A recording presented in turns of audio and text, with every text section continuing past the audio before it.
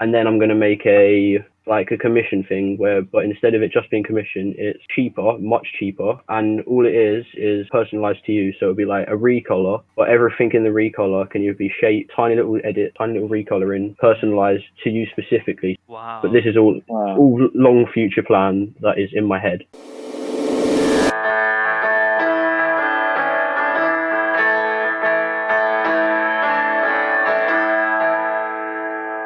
Welcome back, everyone, to another Brick Bites podcast. Today we have an amazing guest, and I'm so excited to introduce him.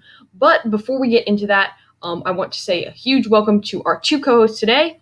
Hi, I'm Arc101 Bricks. I'm Mad Dog Forever, and I look forward to making another banger episode. Yes, this episode definitely will be a banger. And both of these co-hosts have been on previous episodes, so make sure that you check out previous episodes of Brick Bites to see a little bit more of them. But today we have an amazing guest, and I think we should just welcome him on right away. He has 730 followers on Instagram. He's worked with Tijan and other LEGO designers to create LEGO decals, and he has also decaled numerous clones. Without further ado, please welcome the amazing, the great Tyranno. Yo, welcome. Happy to be here. Pretty cool. Yeah, it's so great to have you on the podcast. Excited. Yeah, it's pretty exciting to be on a podcast, yeah. Yeah, definitely. We're going to jump right in, and I think we should just start off by asking you a little bit about how did you get into decaling? I got into decaling when I was just on the Instagram, and I saw AV Figures. AV Figures had a tutorial for decals, and then I clicked on it, and I was like, bro, I've had this decal paper lying around for ages with old Flickr designs.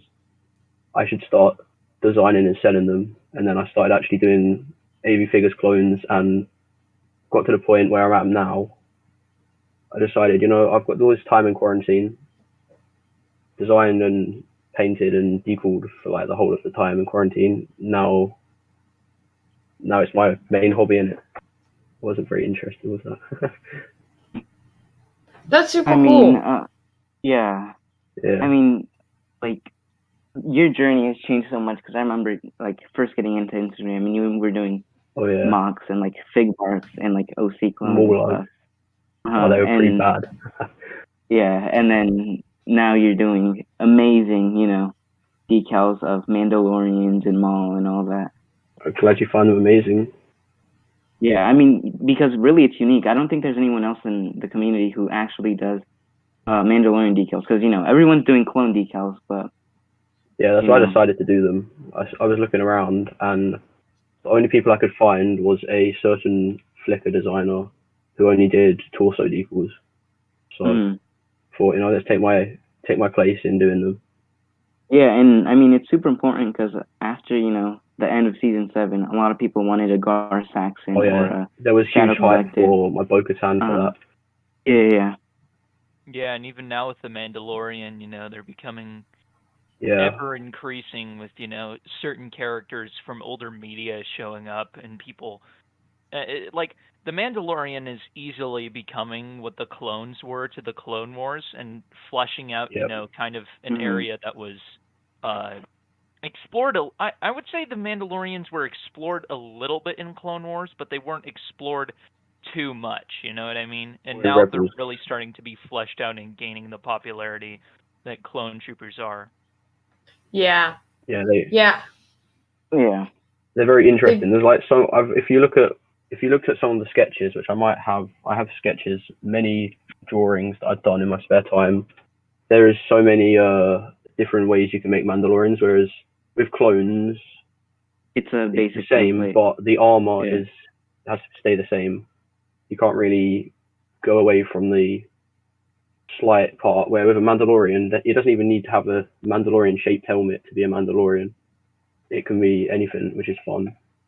Yeah, there's so many different like classes of Mandalorian too. There's Executioner, there's Heavy, there's Scout. Like, I know like currently you guys only have the base Lego one, but like I can imagine you guys are probably setting your eyes for like getting, because I know you guys have a couple of 3D model designers on the team, so you're probably gonna expand into that at some point. We've got. That would be really cool. we've got ideas for mercenaries. That's probably the furthest from normal, like normal Mandalorians people know about from the Old Republic game. That's the furthest we'll probably be going with them, and then we'll move on to something new. It's always good to try something else. I don't really want to stick to the same design over and over.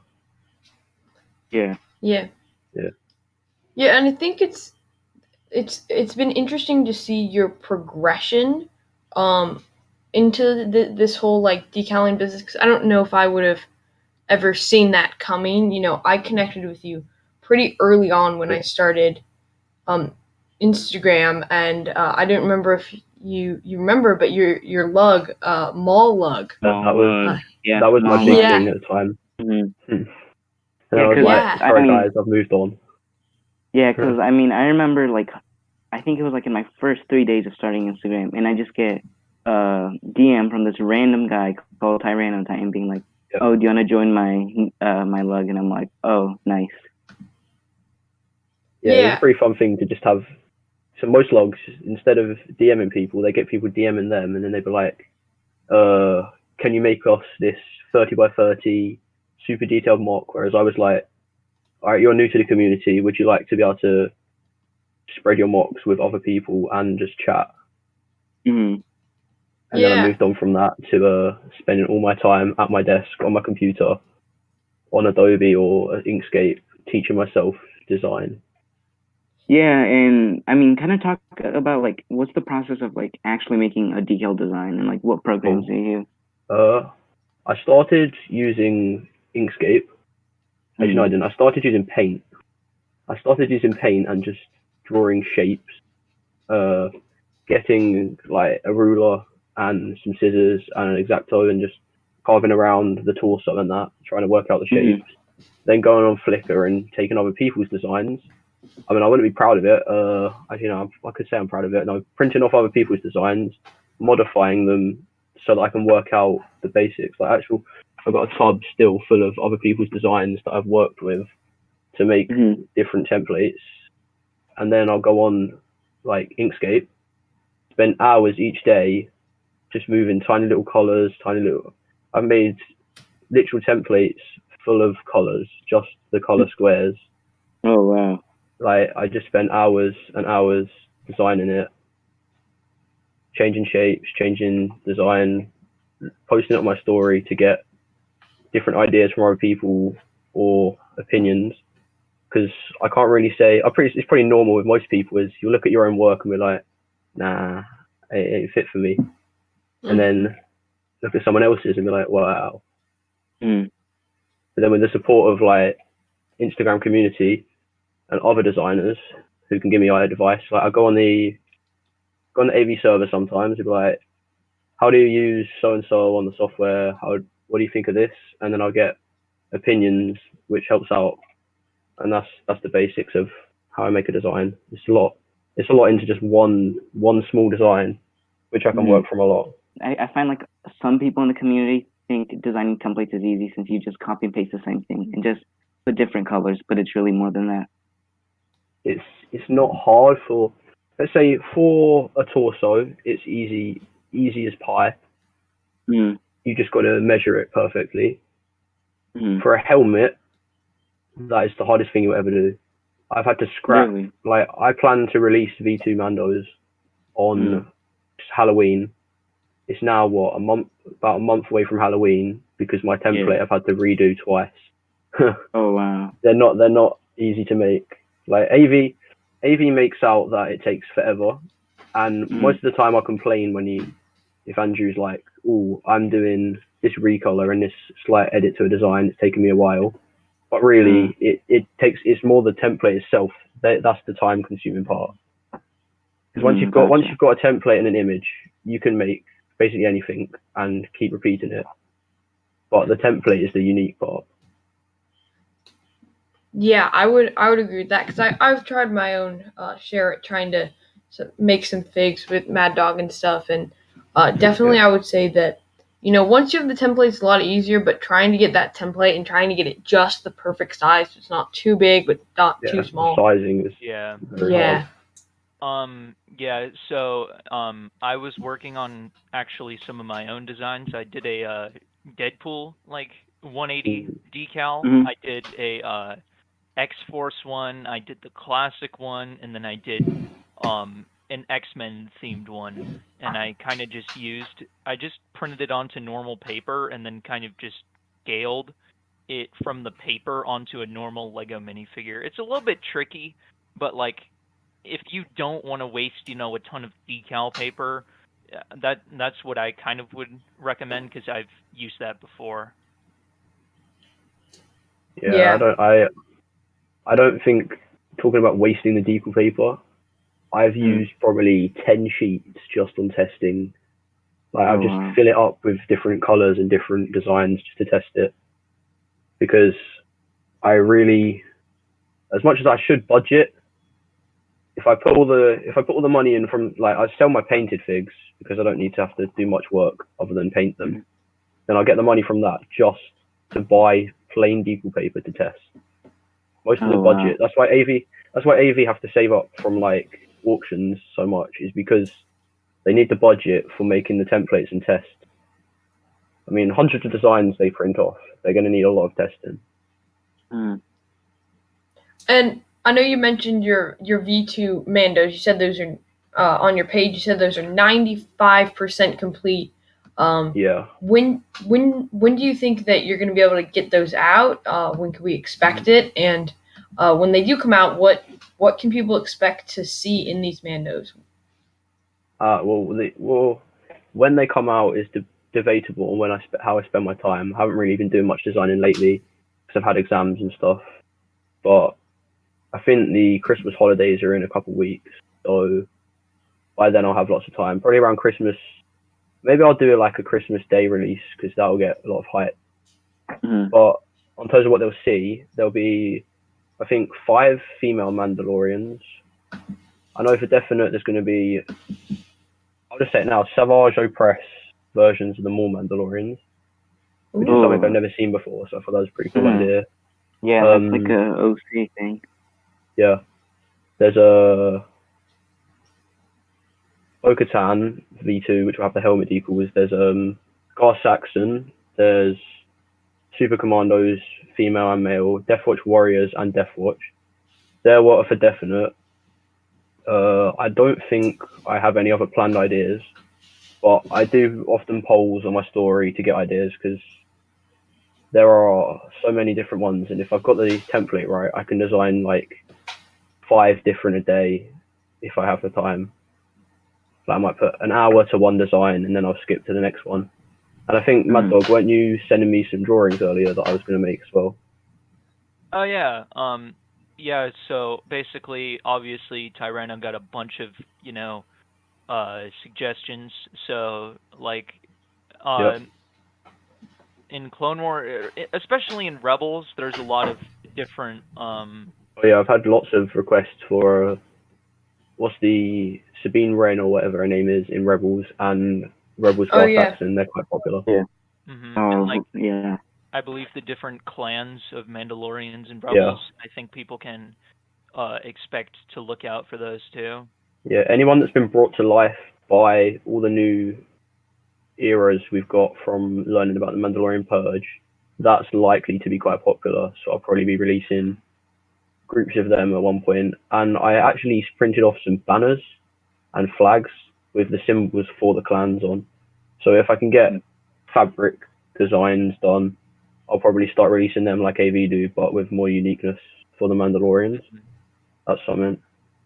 Yeah, and I think you're really hitting a good market here because, there's not a lot of people making Mandalorian decals. That's not something that's out there, but there's definitely a huge market for them, especially with the Mandalorian and, we seeing Bo-Katan and other Mandalorians in the Mandalorian and stuff. And just as I feel like Mandalorians are becoming super popular right now, and I think they're really getting popular. Yeah, they released the Mandalorian Battle Pack, and so people are starting to army build Mandalorians. And so to have you already on that train of making decals, I really think you're going to go far on that. Yeah, it got me from 300 followers. As soon as I started leaking Mandalorian designs, went from 300 to 500 within like a week. And then I've stopped wow. posting, but it still gets me loads from Mandalorians. And would The you be hype- comfortable? Would you be What? comfortable telling us like how many of those decals actually ended up selling? Like how many did you have to print out? And That is, well, how many I printed out was just for me and commissions. I don't actually sell the decals separately because I don't have the time or the printer for that. But on commissions, I got about 5 DMs a week, 10 DMs a week, just from big orders of commissions from figures. But I didn't actually sell that many. If you ask Tyne, he probably, I know from selling P2 and Mando helmets, he's made like, he sold what was it, 500 a month or something. But I don't know about the Mando decals because V1, everyone knew the template was still a work in progress. They haven't sold that well. I know for a fact I've listed down about 20 people for selling and auctioning their own designs. So there's quite a lot of hype for it. So once V2 releases, I'll probably get big hype. yeah, I think there's a ton of hype for it. And what you talked a little bit and you touched a little bit on this, but why Mandalorians? You know, why was that what you decided to make? Let's say I'm addicted to Darth Maul. Anything Darth Maul I love. So when I started watching Darth Maul's arc, I would watch it on repeat for quite a lot when I got Disney Plus. And I just look at the Darth Maul Mandalorians, and I loved them. And then I found someone on Flickr who was designing Mandalorian Super Commandos. And that design, I just, all the designs I found on Flickr, which is probably the best place for designs, that was the best design I'd found. And I just worked from that and then came up with a mix between that, 360 degree and helmet and Maul. So plus when I was looking at the market as well, the AV market right now, you cannot resell like anything. Everyone has the decals now. So when I look at clones bore me now. There's too many clones. Mandalorian came out, boom, that was my opportunity. Yeah, you definitely took advantage of that. And how long do you think? How many hours in total, just on your V1 Mando collection? How many, if you had to estimate, how many hours do you think it took you to complete all of those decals? Well, let's say, I don't know how many months quarantine was in the UK. Maybe 5 months. Let's say 6 to 10 hours a day. Yeah, I wasn't doing much schoolwork. Let's say 6 to 10 hours a day for like 5 months. I was basically only designing the V1 Mandos, the entire collection. And then when I got to Darth Maul was got to be my favorite thing I've ever done. I did it so well. I probably spent 18 hours just straight for a week just designing the one design. Like I was spending so much time in quarantine doing it. Since what else could you do? Yeah. Wow, that is insane. And I think your Darth Maul turned out amazing. Just want to put that out there. Yeah, I definitely did. I haven't even decaled one yet. I've just got other people to do them. Yep. I have the decal sheets. I have like 4 of them in front of me, but I haven't done one yet. I've just been designing it instead. I've just tested it and then printed it. That's all I've done. Like if you wanted anyone to decal them, it's Tyne, because he's the one that prints them. I get massive packages from him just of all the decals, and then end up not. I've still got. If you look at my bio on Instagram, it still says, goal is to finish V1 decal in V1 collection. The actual creator of the collection, it's probably the same with Andrew. I doubt Andrew's decaled all of his own clones. I just don't have the time for it. But yeah, it is my favorite design anyway. And then I kind of have like a follow-up question up to that, which is, how did you meet like Tyne, and like how did you start a partnership with him? in the team? I don't know how I met him. It was just through Instagram, obviously. But I don't Mhm. remember how I met him. But I remember we would just exchange DMs about his 3D designs. A lot of talk about RB, and then that's probably how we became friends, I guess. And then I started talking about how he's got a printer, I've got designs, he's got time, I've got design time, I guess. And then we just worked out a deal. And when he made his team, I was like lead designer or something, and we'd already had 8 designs ready by then. Mm. So I never thought about how I met him. I have to think about that. Yeah, well, Yeah, I can't that's remember. super cool that you guys have that partnership. Yeah, definitely.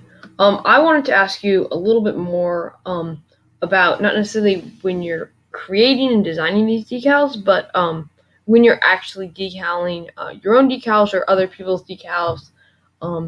And was that I've never decaled, but I've heard it's definitely a learning curve when you're starting out. Yeah, you learn a lot of patience. I don't know, Ark, you probably, and Mad Dog, you probably don't. You get a lot of you have to do probably one doom before you get the patience to do lots of decal. But there's a lot to learn from doing it. Like, I've probably learned the skills of using a mold line remover, carefully using scissors. That's something you've got to learn as well. There's many things to learn. Just even your eyesight gets worse from decaling. Yeah, decaling is definitely a process. Like, I've talked about it before, but like the first ever clone I decaled was a AV 332nd Trooper, and it like literally, you know how it's supposed to have like that design on the So was helmet mine. where it's half Was mine. orange. It completely peeled off, and I'm just like, you know what, I have to work through it, and I kind of felt bad, and like, if you're decaling for the first time, don't feel bad if your decal comes out, because I remember like some parts of my first decal were missing and the inner leg pieces were because they tore off. Just don't worry about it, because 2 to 3 clones later, I made let me see if I can find it here. I made a Rex, which is the whole reason I got into decaling, was because I saw that, a Captain Rex was $70 and I really wanted one, and I'm like, nah, I'll just make one myself. Well, that was then. The value now is probably like $10. Oh yeah, the decal market has just went. Yeah, I mean, it's gone from AV, Venom, 2K followers. He's now on 13K, and that's just a single decaler. That shows the market and the popularity has gone up. Yeah, Because there's like an inflation of decals. I remember that decal designs, like a good decal figure would sell for like $40, and then maybe like a good decal exclusive would sell for $60 to $80. But now the market is like half of that, so $20 for a normal figure, and then $40 for an exclusive. It's just went absolutely down. I mean, I would say it's an influx of new designs such as Jonak and like other companies starting up their own decals, which is probably. I mean, I would say it'd be a good thing for the consumer because you have a lot more option now. But if someone's trying to, sell something, because I would. When Teo came up, that added a lot to the market. That's dropped value a lot. Because I would say like also I wanted to follow up on Mad Dog's point because I mean I'm starting to decal now, and I'm starting off with what's it called, Jonak, and I've only done 180 fig, and there's like what's it called? How can I explain it? Like, yeah, the process is very tedious, and like I would say patience and like I mean, not being scared to fail would probably be very important. Yeah, and like you guys were saying, how the market has just been so crowded, especially with clones. Again, I just think it's such a good marketing play on your behalf to kind of come in, because I don't think there is that market for clones anymore. And so if you had made clone decals, I don't think that would have sold well. I don't think people would have been interested when they can go off and buy AV and Jonak and other things. So I think, again, just coming in from that Mandalorian aspect was such a good marketing move. And when did you release your V1 collection again? I think that was around July time. Yeah, so that would have been after the release of the first Mandalorian, and the hype had started coming up, and now people are excited for the Mandalorian. And I just think the timing on your behalf, again, is just so perfect. Yeah, we've experimented with clone decals like Star Sketches designed, and actually the only ones that were popular were the Darth Maul ones. That got me like 400 more reach because it was so unique. Whereas everyone else, that's why like people know me for the person that hates on clones. Like you see someone making a clone, I'll be like, "Ooh, AV fanboy," because I've had enough of them. There's too many. But I came in with Mandos, and it's a lot better because it's unique, new market. That's been my plan at the moment. If you work out the market for Mandalorians, it's not good because it's new.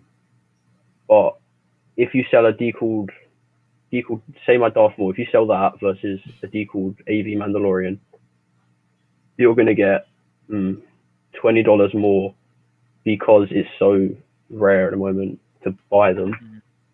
And I mean, I would say, and you don't have like basically any competition because you either go for a decaled Mando or you can spend, I don't know, $40 on a printed area light one for PAC. Yeah, people are trying to become competition, but isn't AV starting to try to expand into it? Yeah, he's posted some stuff in the server about it. Yeah, if you've read in our team chat, there's been people in our team who have been like, "Oh no, look, they're trying to use our ideas now." And I'm just saying, just don't let our plans we've worked on for ages be ruined just because someone else is trying to become competition. Because that's probably their plan, is to make us think, "Oh yeah, they're bigger if they become competition," but they haven't hyped it up since before the big Mandalorian hype came in, so they might not get as good a market. If I create the first market, I will own the biggest market by then, surely. But really, my plan's never been for the money or the market. It's just been enjoying designing and that, innit? Selling it. Which I would say that's like a very good thing because like your Mandalorian designs, they're very precise, 360, and you could see that there was like actual good time and effort going into it, and not just trying to push something out for the money. Yep. That's why I've tried to be as honest as I can, but then I say like, "Oh, life got in the way and I'm delayed again." But at least I know I'm not like promising actual money towards people. Whereas you have AV, RB, who are the other big equal ones? They'll start designing. Yeah, they'll start designing. They'll promise it, but they'll also have big hype from people who have either pre-ordered, bought memberships and whatnot. Whereas if I just do it, hopefully I'll get my name out there, not for the size of business, but for the value. Because if I can keep it fair and honest, and not just for the money, like I could say, I can probably force Tyne to go even cheaper if I think it's wrong. Because he's doing the business side, I'm just enjoying designing. Having all that free time in quarantine, I've had the time to design, not to earn money, but to design.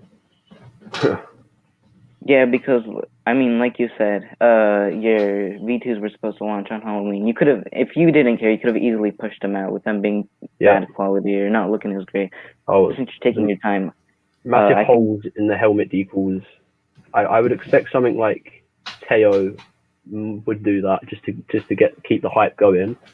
Whereas I may have lost hype, but at least I'm still working on it fairly. I'm not releasing something that doesn't work. Yeah, I mean, it's still a good quality product. Yeah. I mean, I wouldn't say you lost hype because people are still excited for something new to come out from you. But definitely, I think people that were, maybe people were saving up their money to buy from you, and then you didn't come out with this, so they're like, "Oh, I'll just buy something else." But yeah, I don't know. Yeah.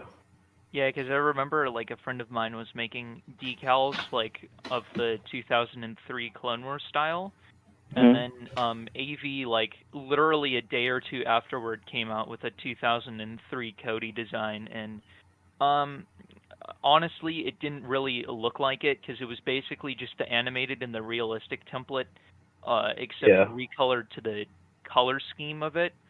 So I do think it kind of stuff like that in the market where, like, you know, the bigger people undercut, you know, new innovation that people are making, makes it so that, like, you know, it can't really expand, and it kind of discourages those people. Contradicts AV as well, because Andrew's always on about he'll say quite often he's really happy to see new designers and new people. But I see where he's coming from. You know, if you've got a massive business, you don't want to lose the same business that you've worked for. So you're going to try and undercut. But it seems a bit. You should at least not make these statements and then go and undercut people. That's my view, anyway. Yeah.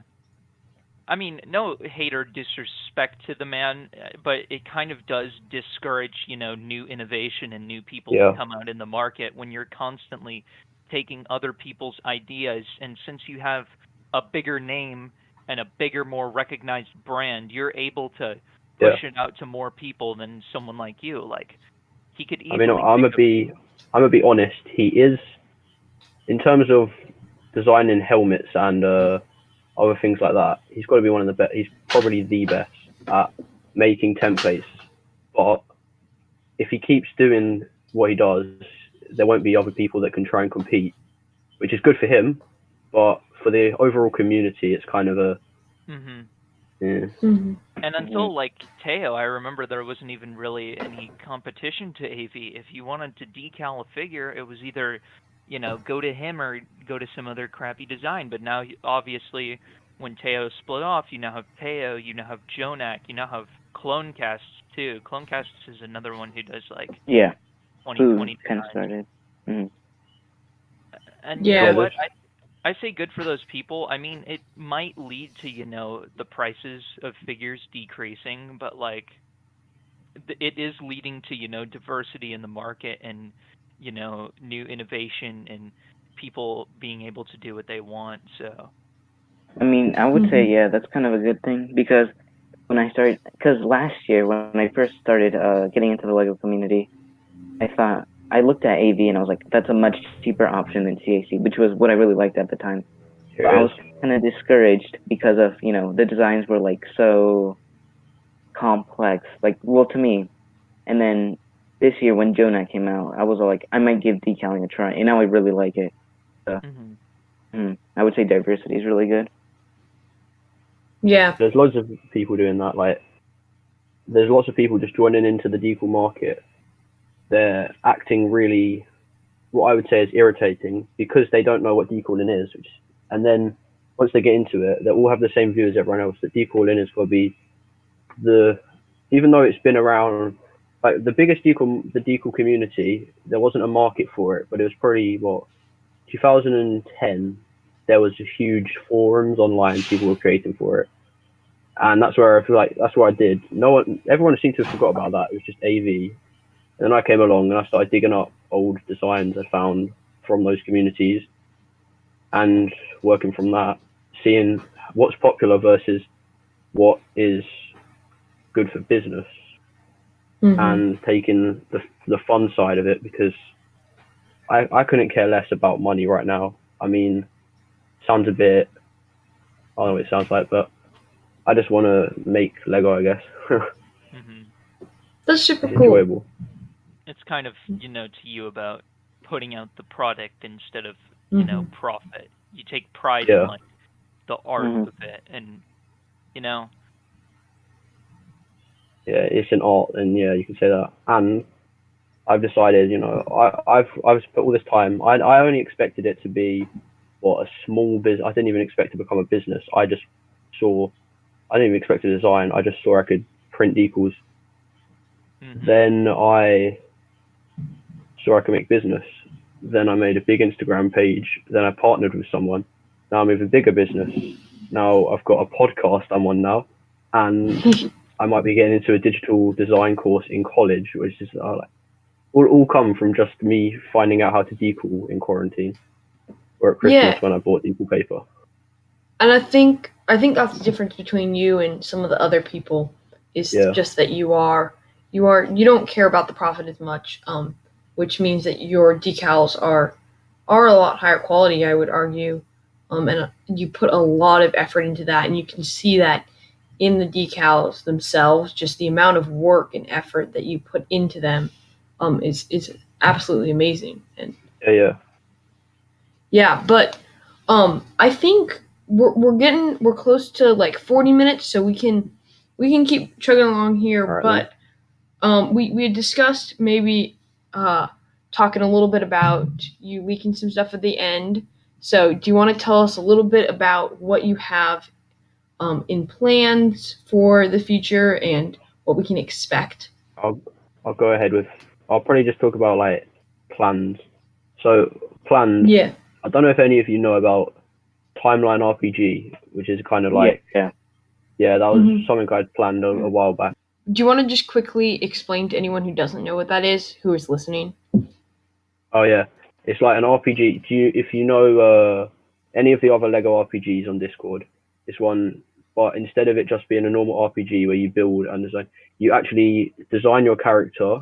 I haven't finished it yet, that's why no one knows about it, but you design your character using like a bot on Discord, then you make your character however you like in real life as a figure, and then you go through the entire timeline, each day being 2 years in the Star Wars timeline. But the timeline also has our own custom aspects, our own custom characters, custom planets, custom storylines, anything to affect it that doesn't actually affect the base story. And it just goes through, and it's just for building and animating, designing, anything you do. It's like a role play for anything in the community. For that, I've planned factions like actually I think I have the faction info in the server. Factions, Rogue, Imperial, Republic, Jedi, Sith, and then Bounty Hunter, Smuggler, Agents, Commandos, Warriors, and Acolytes and stuff like that.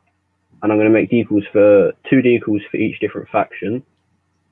This is like a big project in the future when I have time. Probably when I leave school in like 6 months, I'll have tons of time. Then I'll be making 40 odd different designs, and then I'm going to make a commission thing but instead of it just being commission, it's cheaper, much cheaper, quicker, and all it is personalized to you. So it'll be like a recolor, but everything in the recolor can either be shapes, tiny little edits, tiny little recoloring, personalized to you specifically. So you pay, say, what you'd pay for $50 for a complete design of a clone trooper would be, say, for a Jedi, just changing the color of the robes with some, say, battle damage or mud on it. That is going to be for your character for, say, $10, and it will only take me like a day, and I can then send it to you the next day. Wow. But this is all long future plan that is in my head. It's all in my head. Yeah, I've heard you talking about that before, and that's, amazing. Yeah. I know a lot of the bigger boys have like $20 for a design, and then you got to pay like double that if you want the design to remain exclusive. And I think it was $50 from AV at one point to make a print design exclusive to you, just to make it exclusive, which is kind of mad. Whereas I did $10. Yeah, that's like a really cool idea though, and I think you could expand into like obviously Jedi, obviously Sith, and that would just be really cool, for someone to, because I know a lot of people in the Star Wars community, like I've seen on Instagram, like making their own OCs of like Jedi and Sith and Mandalorian, and for the fact that you could bring those to life for such a cheap price could really and it would get a lot of things. So I mean, I would not only would I make it easy for people to get to and bigger popularity for me, also I would make a much bigger market, because there's a lot of small auctioneers out there with tons of following, because there's so many younger people or just people who don't want to spend as much. And if I can make the market really, really cheap, it won't be a very good resale market or just a very good market for business wise, but overall size of it will be a lot bigger, which is better for me and the community, I guess. Yeah. Do you guys have a couple more questions you want to finish it off with? Can I do a question? Yes, go ahead. Any of you or anyone who listens to the podcast, you got any ideas for Mandalorian designs that I can do, either for new helmets, like completely unique, or from Legends lore, just any ideas for them, because I need ideas. That I can list them down and everything, or you can message me with them. I will link, all of our links will be in the description, but I will specifically, Tyrano will be first link in the description, so if you do want to give him some ideas, just go ahead and DM him over on Instagram. It'll be right in the description wherever you're listening to the podcast. So definitely check him out. Yeah, do you guys have anything else you want to mention? Nothing. It's just like building off what Tyrano has said. Like, I've seen this man. He has literally spent hours, putting his designs before everything else. And like you've said, it's just a lot of people in the market now are only care about money. They don't really care about, the talent or what goes into making the figure. They can just say, oh yeah, let's just change the base color of it. Ooh, we can sell it for $10 as opposed to $2. But no, like, Tyrano's the real deal, man. Like, this man spends hours and hours just to, see people enjoy something that they couldn't before. And I've been on Fan and Designs for a while now, and he's just been a really great friend to me also. And yeah, that's about it. It's been amazing to see you evolve in the community and start out as a mock builder and now have this account that has really grown and has really become a bigger part of the LEGO community. So I'm so excited about that. Yeah, I'm excited too, because it definitely changed my life. I was pretty bored and lonely in quarantine, I'll say. But then just having a community there and a hobby, it lets you do anything you want, because Star Wars and Lego, it's not just, you're addicted to kiddie stuff or you've got to get into the real world. It is the real world, because you can make anything with it. That's the point of it. Yeah. Yeah, well, I think that's pretty much it. This has been a fantastic episode. I just want to thank you so much again for being on the podcast. Thank you for having me on it as well. Yeah, it's been amazing talking to you. This is kind of a different side of the LEGO community that we haven't seen on this podcast before, coming from you and designing the decals. So it's just so great to have your perspective and talk to you on this podcast. Of course, everyone will be linked down in the description, so make sure you all go follow us and get hyped. Let's bring back up the hype for your V2 Mandos. We can bring it back up, drive that hype back up. Definitely. So definitely go check him out. Yeah. No, I'm definitely excited for that. I think we all are. And yeah. Subscribe to the Lego Brick and follow everyone here, or I will go into your house, change the plumbing, so it will only be really cold water or smoking hot water. That's it. Oh, good Lord. Yeah, you better listen to him then. He's definitely not joking. Yeah, I've seen some people post about your podcast, and they're like, I forget what Max posted. Max is here. He posted like something like, I forget what it was, but just, and I remember you're like, okay, man, but I appreciate the enthusiasm, but. Yeah, that was funny. I love, actually, Max. We are gonna get Max on the podcast. Yeah, he's a legend. He's fantastic. Yeah, he's absolutely amazing. And so I'm so excited to get him on. But yeah, that was really funny. But I love him. He's super cool. But yeah, I think that's pretty much it. Thank you again so much for being on the podcast. It's been amazing. It's no biggie. Thanks for having me on here. Like, it's a good hour to spend in the evening, other than just listening to music and designing, I guess. Yeah, and we'd love to have you back again if you ever want to come back. Open invitation anytime. Give me a message anytime if you need me to come back. Yeah, definitely. We'll make sure to get you back on the podcast. And for all you listening out there, if you do have the ability to rate us, wherever you're listening, you should definitely rate us 5 stars because that helps us reach more viewers.